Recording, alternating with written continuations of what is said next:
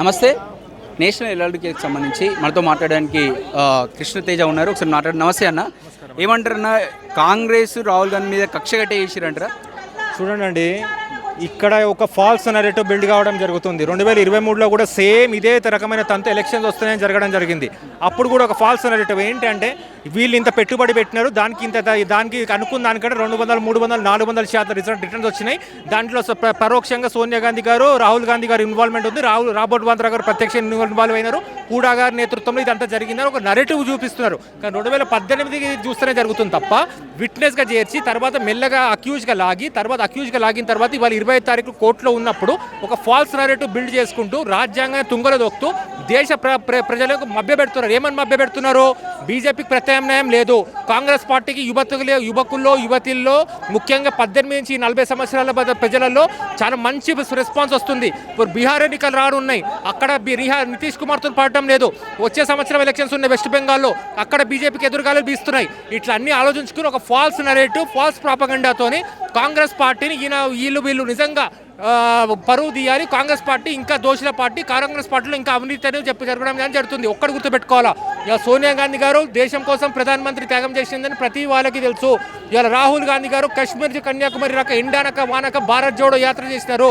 ఇవాళ మనం చూస్తున్న ప్రియాంక గాంధీ గారు కూడా ప్రత్యక్షంగా మన లోక్సభలో ప్రాతినిధ్యం వహిస్తూ నిజంగా అధికార పక్షానికి ముచ్చమటలు పట్టిస్తుంది. ఇవాళ కాంగ్రెస్ పార్టీ ఒక యువత పార్టీ, కాంగ్రెస్ పార్టీ ఒక మహిళల పార్టీ, కాంగ్రెస్ పార్టీ ఒక రైతుల పార్టీ, కార్పొరేట్ల పార్టీ ఎవరైనా ఉంటే దానికి అది పార్టీ పేరు చెప్పను, మీరు విశ్లేషించుకోవాలి. ఎందుకంటే కొంతమంది పెత్తందారులు వాళ్ళకు అనుకూలంగా నడవాలా మీడియాని చూస్తున్నారు. ఎవరైనా నరేటివ్లు బిల్డ్ చేయాలనుకున్నా అల్టిమేట్లీ ప్రజల్లో కాంగ్రెస్ పార్టీ ఉంది. రాజ్యాంగ స్ఫూర్తి చేసిన బిఆర్ అంబేద్కర్ గారి ఆశీస్సులు కాంగ్రెస్ పార్టీ వైపు ఉన్నాయి. ఇవాళ రాధాకృష్ణ గారి జయంతి సందర్భం అది కూడా చెప్తున్నాను, ఆయన ఆశీస్సులు కూడా మా పైన సంపూర్ణంగా ఉన్నాయి. రాబోయే కాలంలో తెలంగాణ నుంచే బీజేపీని తరిమి కొడతాం. ఇక్కడ లోకల్ బాడీలో బీజేపీకి డిపాజిట్ రాకుండా చేస్తాం. అక్కడ ఇది సీఎం ప్రతిజ్ఞ చేయడం జరిగింది. ఇక్కడ మాలాంటి యువత ఆ రోజు కాంగ్రెస్ పార్టీ తేక ముందు కూడా ఇట్లానే నవ్వడం జరిగింది 2023లో. ఈ రోజు కూడా మేము అదే చెప్తున్నాం, కాంగ్రెస్ పార్టీని మళ్ళీ ఇక్కడ తెలంగాణ నుంచి ఒక ఉప్పెనలా ఉద్యమం మొదలుపెట్టిస్తాం. అంటే ఇక్కడ హెరాల్డ్ అనే కంపెనీకి 5,000 కోట్ల ప్రాపర్టీస్ ఉన్నాయి, ల్యాండ్స్ ఉన్నాయి. సో అవి కాజేయడానికే ప్లాన్ ప్రకారం యంగ్ ఇండియా అనే కంపెనీని అందులో 38% షేర్లు పెట్టి మీరు కొన్నారు అని చెప్పేసి అంటారు. మీరేమంటారు? అక్షిత్, యంగ్ ఇండియా కానీ హెరాల్డ్ కానీ రెండు కూడా కాంగ్రెసే కదా. దానికంటే ముందు అసోసియేటెడ్ జర్నల్స్ అది కూడా కాంగ్రెస్దే కదా. Congress parent company, sister company అని ఉండదు. ఒక కంపెనీ కాంగ్రెస్ పార్టీ అండర్టేకింగ్ తీసుకున్నా, కాంగ్రెస్ పార్టీ కొనుక్కున్నా, ఎన్జిఓగానైనా ప్రైవేట్ లిమిటెడ్గా మన లానే పార్ట్నర్షిప్ ఉంది మోడల్లో పోయినా ఏది పోయినా కూడా Congress party major stake holder. అందులో డిస్క్రిప్షన్ మేజర్ స్టేక్ హోల్డర్ ఉంటుంది తప్ప మైనర్ స్టేక్ హోల్డర్ ఉండదు. ఇంకోటి ఏది నడపాలన్నా కూడా ఒక లావాదేవీలలో డెఫినెట్లీ ఇండియన్ ఆర్బీఐ ప్రత్యక్షంగా, ఫెమా ప్రత్యక్షంగా నిఘలో ఉంటుంది. ఆ రోజు ఆ ట్రాన్సాక్షన్ జరిగినప్పుడు వీళ్ళందరూ ఎక్కడ పోయినారు? ఇదే ప్రభుత్వాలు కదా ఉన్నాయి.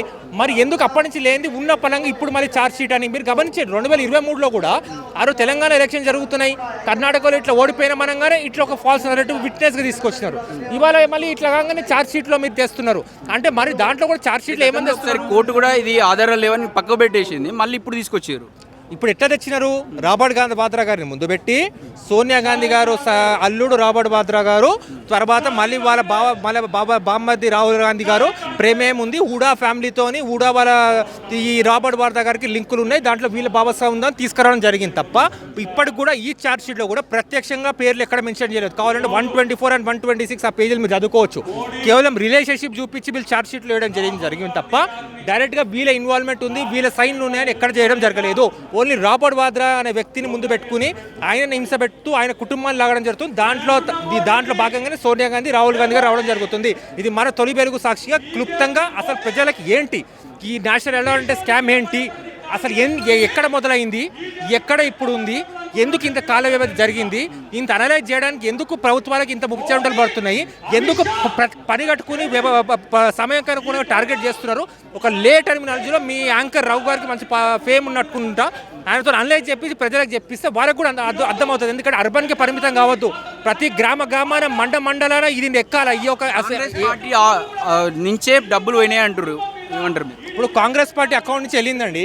కాంగ్రెస్ పార్టీ ఒక సోనియా గాంధీ గారి పేరు మీద అకౌంట్ ఉండదు, రాహుల్ గాంధీ పేరు మీద అకౌంట్ ఉండదు, రాబర్ట్ వాద్రా గారు మేనేజింగ్ ట్రస్టీ, వీళ్ళు కేవలం రిలేషన్షిప్ ఉందని వాళ్ళు చెప్తున్నారు. అంటే వీళ్ళకి చుట్టాలైన మాత్రం వీళ్ళు పెట్టేస్తున్నారు. ఇది మన రాజ్యాంగంలో జరుగుతుంది. ఇక్కడ ఏంటంటే పత్రికా స్వేచ్ఛని విపరీతంగా వాడుకోమని చెప్తున్నారండి. పత్రికా స్వేచ్ఛని విపరీతంగా ఆడుకుని ఎవరికి ఇష్టం వచ్చినట్టు వాళ్ళు నేషనల్ అవార్డు కేసు గురించి చెప్పడమే తప్ప నిజాలు నిజంగా ప్రభుత్వం పైన ప్రజలు కానీ ఎవరు కూడా పెట్టడం లేదు. ఎందుకంటే మీ కాశ్మీర్ నుంచి కన్యాకుమారి మొత్తం బీజేపీ రాష్ట్రాలే, వాళ్ళు చెప్పిందే ప్రజలు నమ్మాలని అనుకుంటున్నారు తప్ప అసలు ఏం జరుగుతుంది దాంట్లో ఉన్నది ఏంటి ఒక మామూలు భాషలో చెప్తే గ్రామాల్లో మండలాల్లో ఉన్న ఒక రైతులకి కానీ యువతకు కానీ యువకులకు కానీ అర్థమవుతుంది. అప్పుడు వాళ్ళే ఎండగడతారు. పక్కా రాహుల్ గాంధీ జైలుకు పోతారని చెప్పేసి బీజేపీ నాయకులు అంటారు, మీరేమంటారు? దమ్ముంటే పంపించమనండి. నేను 2023 కూడా మీ పాత బయట తీసుకోవచ్చు. దమ్ముంటే పంపించమనండి. ఇక్కడ వాళ్ళ కేంద్ర మంత్రుల నుంచి మొదలు పెట్టుకుంటే వాళ్ళ రాష్ట్ర నాయకత్వం ఎంత బ్రహ్మాండంగా ఇక్కడ ఏం చేస్తుందో, ఎక్కడెక్కడ ఫ్లైట్ టికెట్లు బుక్తుందో, ఎక్కడెక్కడికి వెళ్ళినారో అన్నీ బయటకు తెచ్చేస్తాం. నిజంగా చెప్పాలంటే నేను మంచి పదజాలం నేను వాడే రకం కాదు. చికోటి ప్రవీణ్ లాంటి వ్యక్తిని తీసుకొచ్చి వాళ్ళ పార్టీ చేర్చుకున్నప్పుడే ఆ పార్టీకి నైతిక హక్కు పోయిందండి. కిషన్ రెడ్డి ఇంకేం మాట్లాడుతున్నాడు, ఏదో మైక్ ముందు ఉండని మాట్లాడడం కాదు, ముందు అవగాహన తెచ్చుకుని కేంద్ర మంత్రి స్థాయిలో మాట్లాడమనండి. అంటే డ్రామా చేస్తున్నారట ఇక్కడ మీరు ఈడీ ముందట, దమ్ముంటే కేసులు ఎదుర్కోండి అంటారు. ఒక్క గంట మా రేవంత్ అన్న ముందు మాట్లాడమనండి కిషన్ రెడ్డి గారిని.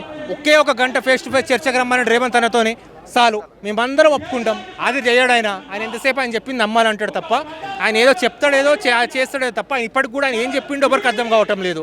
చర్యలు ఉంటాయి. ఏం చర్యలు ఉంటాయి, ఎందుకు చర్యలు ఉంటాయి ఆయనకు అడగండి. అసలు ఎందుకు చర్యలు ఉంటాయి, ఏ నామ్స్ ఉపయోగించారు, ఏ పేజీలో అవి ఉన్నాయి చెప్పమనండి. కిషన్ రెడ్డి చెప్పగలుగుతాడా? పోనీ బండి సంజయ్ బూతులు తప్ప ఇంకేమైనా మాట్లాడగలుగుతాడా? కామన్గా కేసులు అందరి మీద అయితే ఎదుర్కొంటారు. మరి మీరు ఎదుర్కోవడానికి ఇబ్బంది ఏముంది? మేము ఎదుర్కోవడానికి ఇబ్బంది ఉంటే ఒకటి బ్రదర్, 2000 పేజెస్ ఒక మాకు డాక్యుమెంట్స్ మేము సమర్పించాము. పోయి ఈడీల విచారణకు మేము హాజరు గారు, రాబర్ట్ వాద్రా గారు విధంగా హాజరు గారు.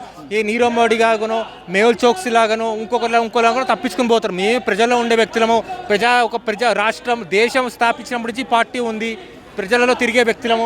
మరి ఇప్పుడు మీరు చూస్తున్నారు కాంగ్రెస్ పార్టీ నమ్ముకుని ఇక్కడ లక్షలాది మంది ప్రజలు ఉన్నారు. వేలాది మంది కేవలం ఒక్క రోజు ముందు ఇస్తేనే ఉద్యమించడానికి ఇంతమంది వచ్చినారు. వాళ్ళు స్మాలగా యువకులనే రేవంత్ అన్న ఇక్కడ తెలంగాణలో తయారు చేసి పెట్టుకున్నాడు. మీరు నమ్ముతారో నమ్మరో, ప్రియాంక గాంధీ గారిని ఒక మాట అనగానే యూత్ కాంగ్రెస్ ఎన్ఎస్సీ అధికార ప్రతినిధులు ఉంటారు వాళ్ళ గేటు ముందు. బీజేపీ వాళ్ళు ఉంటారా? వాళ్ళు ఫోన్లు చేసుకుని వాళ్ళ ఆర్ఎస్ఎస్ సపోర్ట్ లేకుండా బీజేపీ ఒక అడుగు వేయలేదు. ఇది బీజేపీ కాంగ్రెస్ మధ్య ఉన్న వ్యత్యాసం.